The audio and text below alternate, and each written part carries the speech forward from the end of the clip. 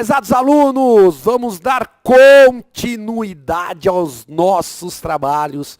Vamos lá. Ainda o nosso tema é aplicação da lei penal, certo? Então vamos com tudo que vai dar certo. Vai não, já deu certo. Continue estudando, eu sempre falo, só não passa um aluno, que é aquele que desiste. Então vamos lá, foco, turma, sangue no olho, persevera que vai dar certo, beleza? Vamos lá então, uma questão agora de aplicação da lei penal, retirada do exame 19 da OAB. Então vamos lá, ó.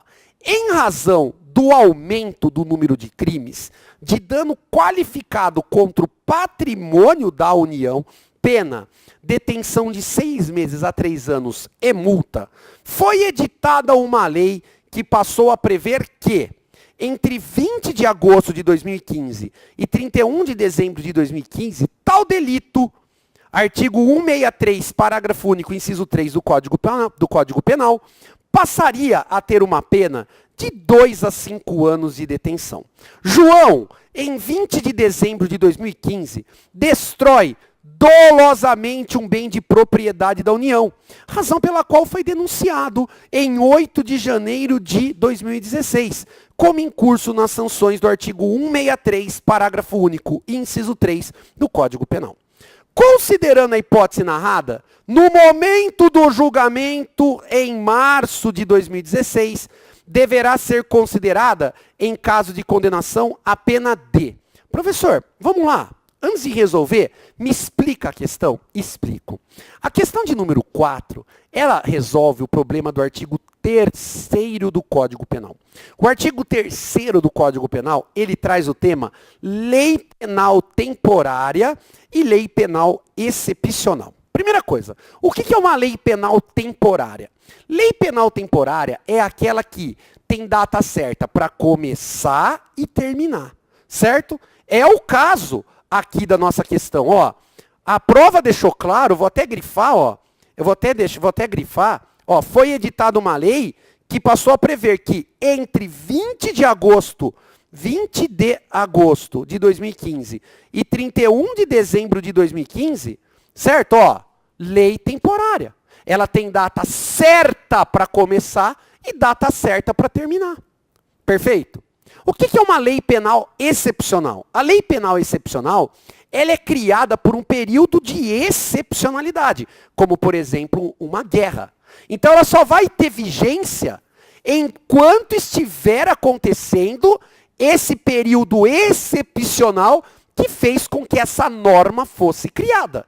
Mas qual é a diferença da temporária para excepcional, professor? A temporária tem um dia certo, ó. Dia 31 de dezembro de 2015, ela acaba, ela deixa de ter vigência. A excepcional, quando que vai terminar uma guerra? Quando um país declara uma guerra, veja, ou quando explode uma guerra interna, quando que se vai terminar essa guerra? Ninguém sabe a data certa. Então, essa lei vai ter vigência somente nesse período, embora não haja um dia específico para terminar a guerra, no meu exemplo. Tá bom? Agora, a norma penal temporária e a norma penal excepcional, elas têm duas características. Quais são as características da norma penal temporária e da norma penal excepcional? Primeira característica, elas são autorrevogáveis. O que são autorrevogáveis? O que é isso, professor? Elas não precisam de uma lei que venha e a modifique ou as revogue. Por quê? Porque elas já nascem com a data da sua morte. Professor, não entendi. Ué, turma, toda lei tem 5 características. Você aprende lá, ou né, no estudo, nas aulas de introdução ao estudo do direito, ou em direito civil, em direito constitucional. A lei ela é geral e abstrata, ela é imperativa, ela é autorizante, ela emana de autoridade competente, mas o que me interessa? Toda lei, como regra, tem o princípio da continuidade, ou seja, ela é contínua. Você aprende assim, ó, toda lei tem vigência até que outra lei venha e a modifique ou a revogue. As leis temporárias e leis excepcionais, elas são assim? Não, elas são autorrevogáveis. certo? Ué, a lei temporária. Chegou aqui no meu exemplo dia 31 de dezembro, ela já morre automaticamente. No meu exemplo de lei excepcional, a lei da guerra. Acabou a guerra, precisa vir uma lei e falar essa lei está revogada? Não. Se ela é uma lei criada por um período de guerra, acabou a guerra, ela automaticamente deixa de existir. Então, lei temporária e lei excepcional, primeira característica, elas são autorrevogáveis. E a segunda característica delas, elas são ultrativas. O que significa serem ultrativas, professor? Decora, efeito carrapato. Os crimes praticados na vigência da lei temporária e da lei excepcional, veja, o crime gruda, a lei gruda no crime e não larga mais. Mesmo que essa lei morra, depois da morte dela, o réu continua respondendo pelo crime criado em lei temporária e lei excepcional? Sim, efeito carrapato. Então elas são autorrevogáveis e ultrativas, ó, gruda e não larga mais. Então, como regra, mesmo que o crime deixe de existir, vai ter abolício crimes? Não. Como regra, mesmo que essa pena maior, criada pela lei temporária e lei excepcional, deixe de existir, veja, o réu vai responder por ela, porque isso se chama ultratividade. Perfeito? Então, ó, já te dei a resposta. O nosso cliente praticou o crime, ó, o nosso cliente praticou o crime no dia 20 de dezembro de 2015. Ou seja, durante a vigência da lei que é temporária. Só que ele só vai ser julgado em março de 2016, quando essa lei já não existe mais. A prova quer saber. E agora?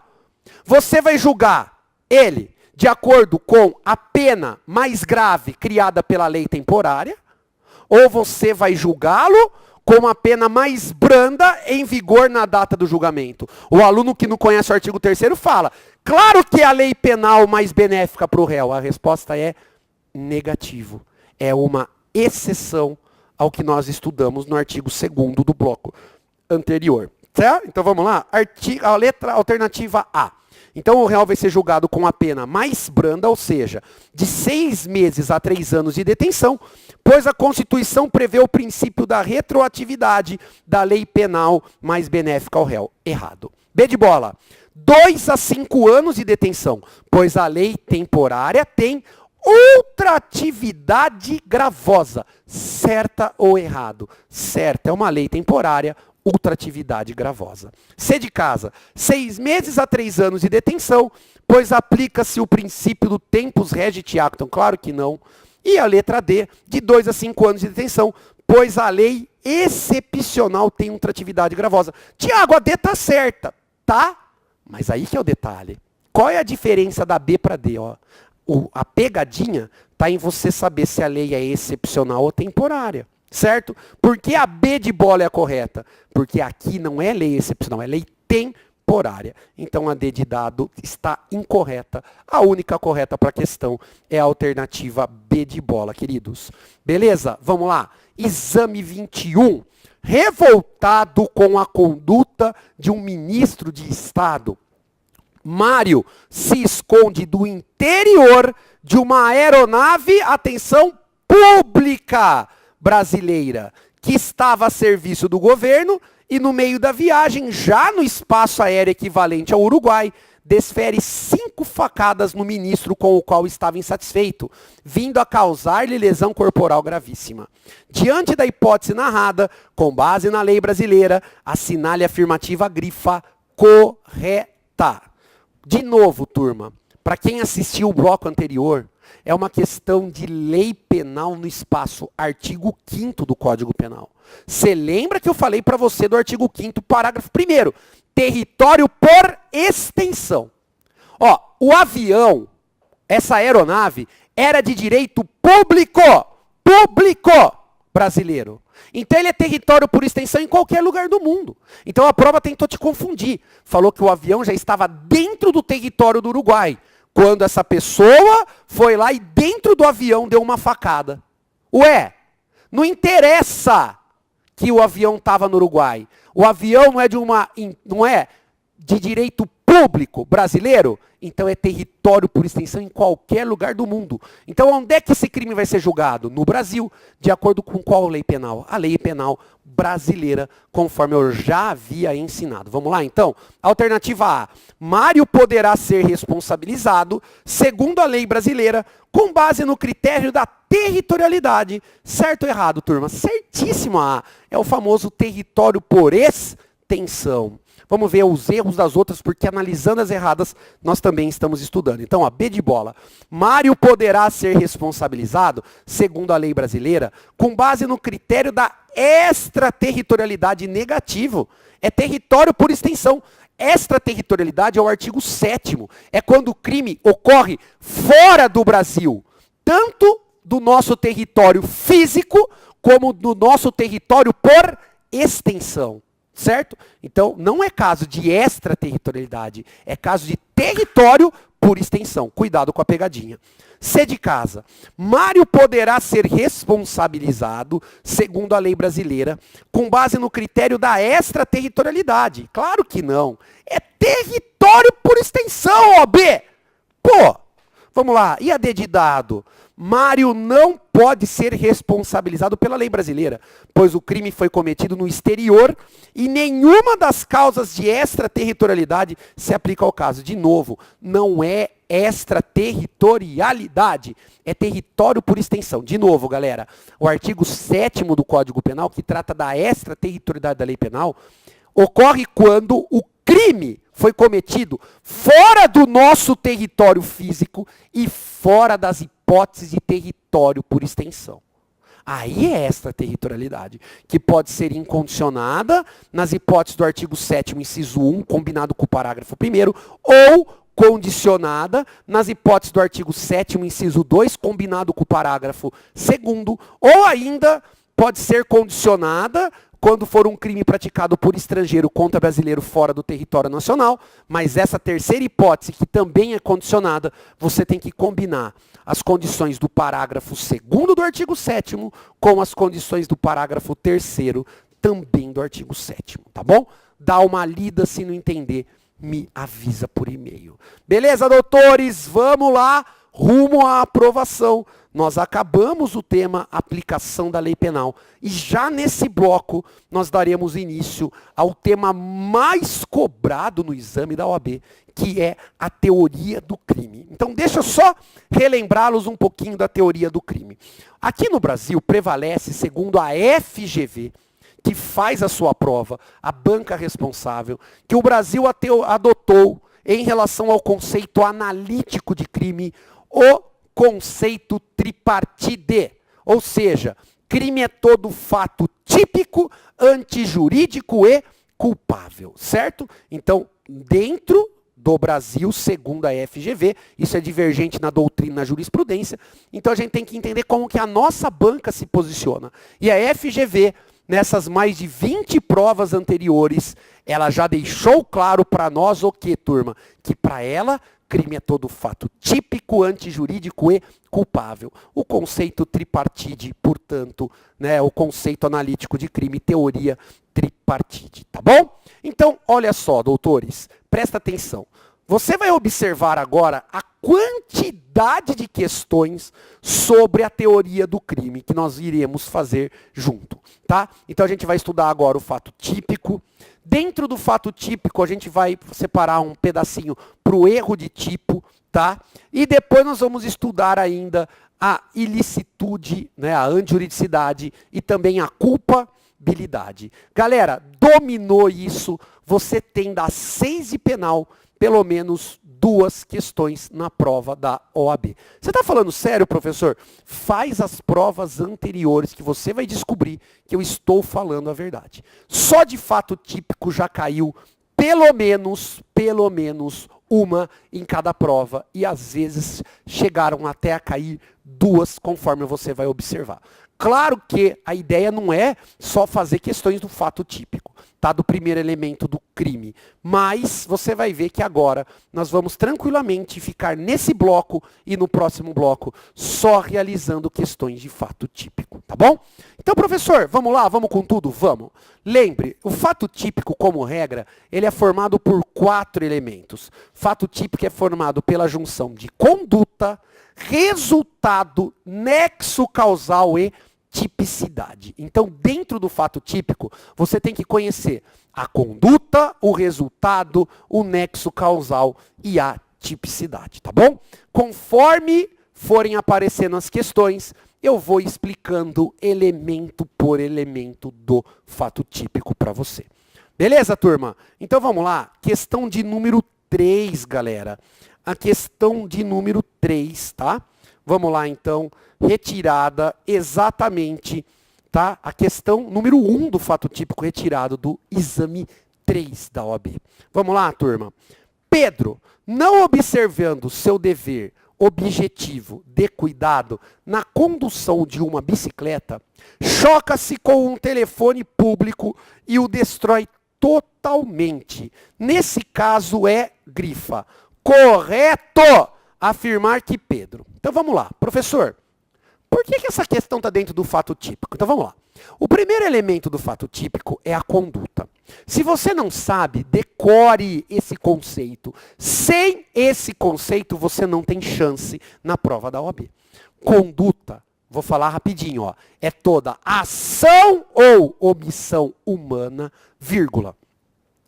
Consciente e voluntária, vírgula. Dolosa ou culposa, dirigida a uma finalidade. Vou repetir. Conduta é toda ação ou omissão humana, consciente e voluntária, dolosa ou culposa, dirigida a uma finalidade. Esse é o conceito de conduta. Ô professor, mas onde é que entra aqui? Ó, então, o Pedro, ele teve uma ação humana? Teve.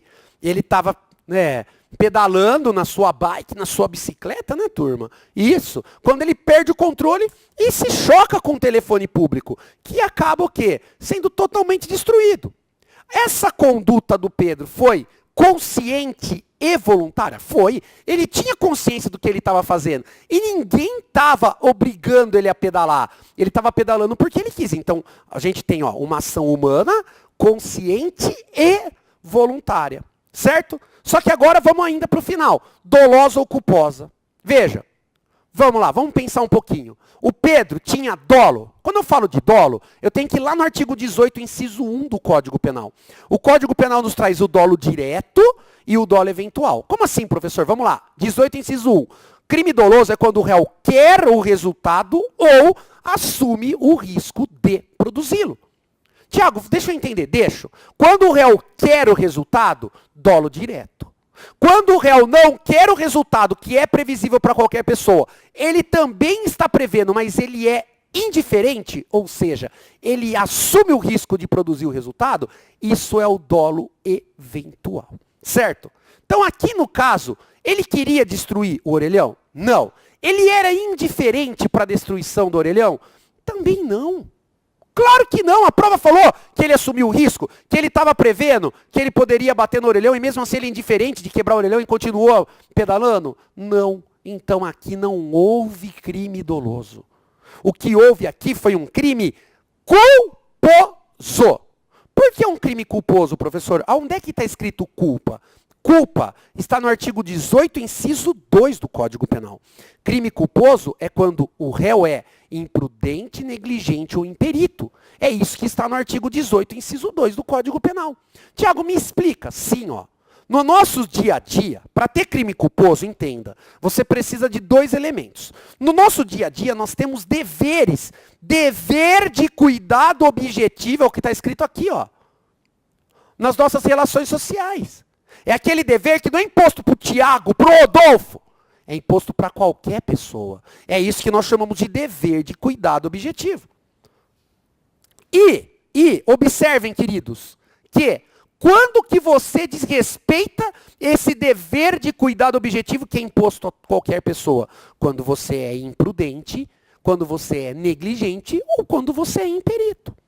Mas para que haja o crime culposo, não basta que o réu desrespeite esse dever de cuidado objetivo, que nós chamamos de inobservância do dever de cuidado objetivo. O resultado produzido por ele tem que ser previsível, não só para ele, mas para qualquer pessoa. Então, para ter crime culposo, eu preciso de 2 elementos. Primeiro elemento, né, a inobservância do dever de cuidado objetivo e também a previsibilidade objetiva do resultado. Tá? Tá, professor. Então aqui, se ele estava se ele não estava observando o seu dever de cuidado objetivo, ele estava sendo imprudente. Então ele destruiu o orelhão, ele praticou um dano. Mas um dano doloso ou culposo? Culposo. Mas então é crime. Calma. Vê o artigo 18, parágrafo único do Código Penal. O que fala o artigo 18, parágrafo único do Código Penal? Ele fala assim, ó. Crime culposo só existe se houver expressa previsão legal. Existe crime de dano culposo? Existe? Não! Não existe. Então, por mais que ele tenha uma ação humana consciente e voluntária culposa, ele pode responder por esse crime? Não, porque esse crime não existe. Certo? Então vamos lá, turma. Olha lá, alternativa A. Ele deverá responder pelo crime de dano simples, somente. Errado, esse crime é só doloso. E a conduta do nosso amigo Pedro foi o quê? Culposa. B de bola. Deverá ser responsabilizado pelo crime de dano qualificado somente. Errado. Errado. O dano, seja simples, seja qualificado, ele é um crime doloso. E a gente viu que o Pedro agiu com culpa. C. Deverá ser responsabilizado pelo crime de dano qualificado sem prejuízo da obrigação civil de reparar o dano. Claro que está errado, não tem crime de dano. Qual é a certa? D de dado. Não será responsabilizado penalmente. É a D que está correta.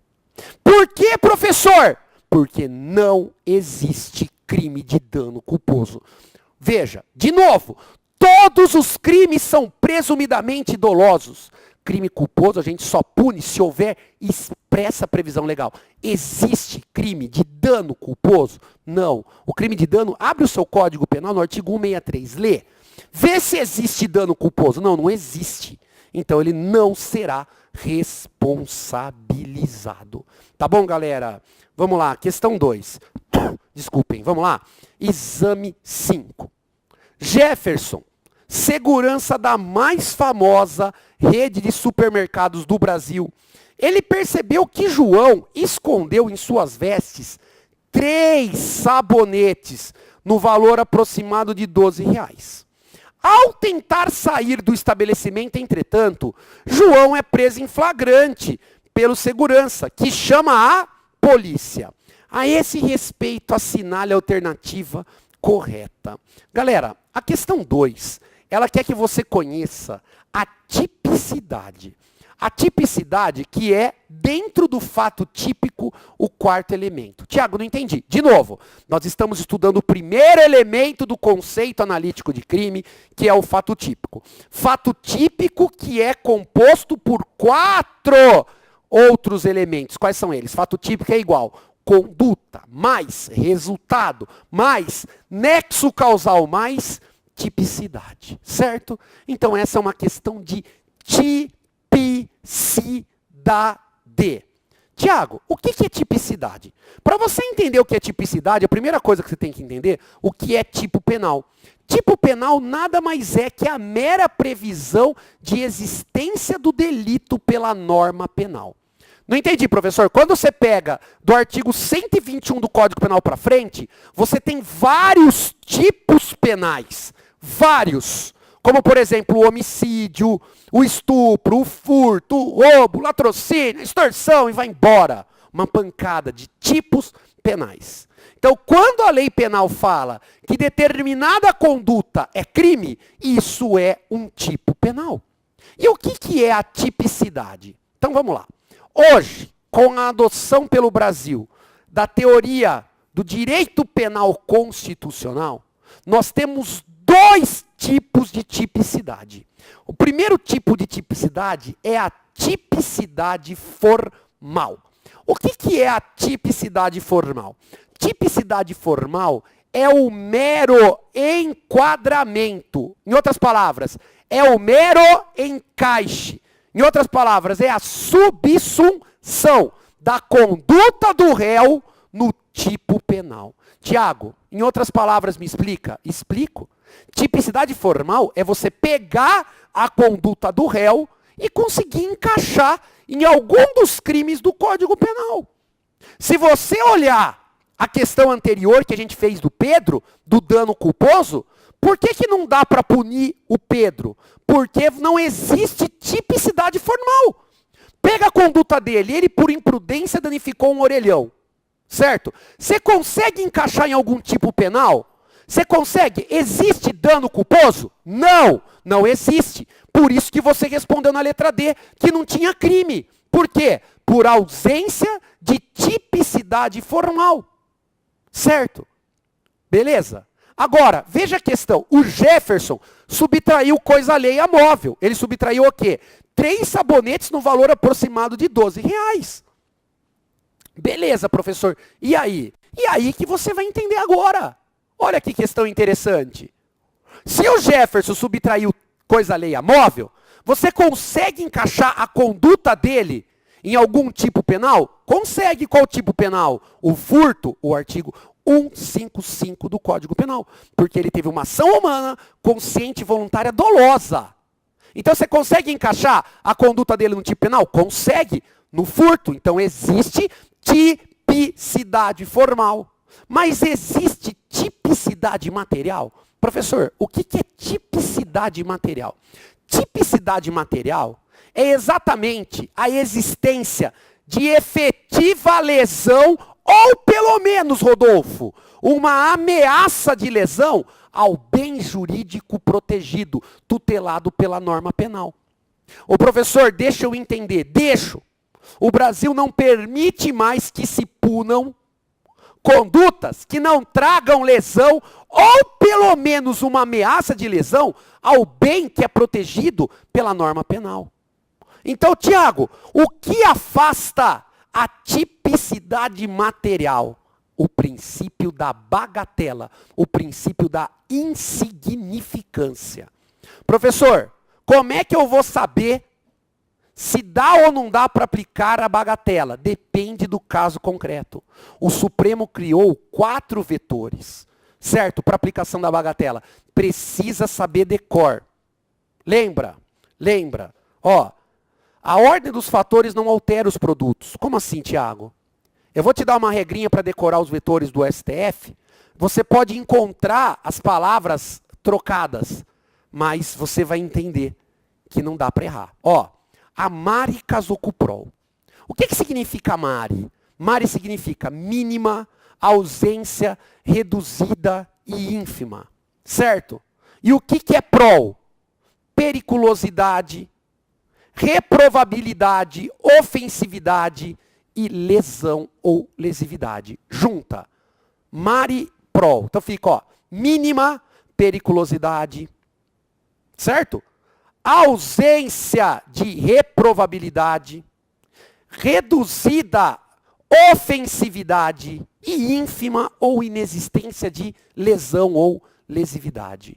Em outras palavras, como regra, quando é que esses vetores vão estar preenchidos? Em primeiro lugar, prevalece que o réu não pode ser reincidente, prevalece que não pode ter violência ou grave ameaça contra a pessoa, prevalece que não pode ter rompimento de obstáculo.